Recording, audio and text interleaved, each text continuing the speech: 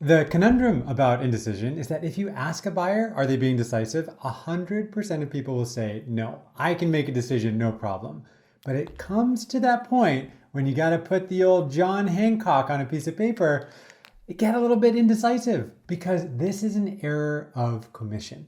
If you are somebody who puts your name on something and it doesn't work out, you can personally be blamed. And we know that this idea of fear of messing up is way bigger than the issue of the fear of missing out.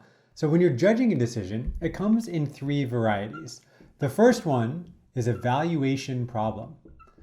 Do you know what the right solution is? And people are always asking if there's too many choices out there. It's like, should I go this way or that way? And so it can be overwhelming to even know if you're in the ballpark of solving the type of thing that you want to solve.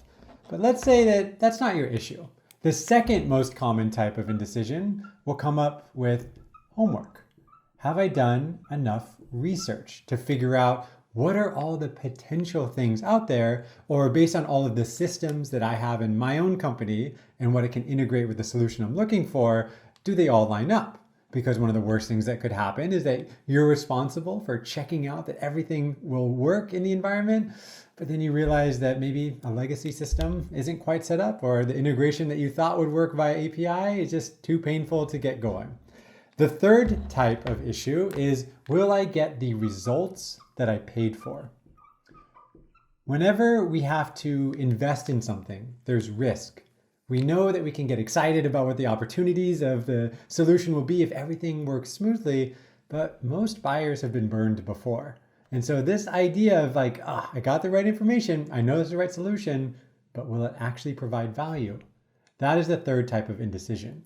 So when you're judging indecision, when you're using different techniques to pull out these almost unspoken or unconscious biases that buyers might have, they'll usually fit into one of these three categories. Sometimes they'll have more, which is why I said usually. Sometimes they might have a little bit of homework evaluation issues or worried about perceived versus actual risk.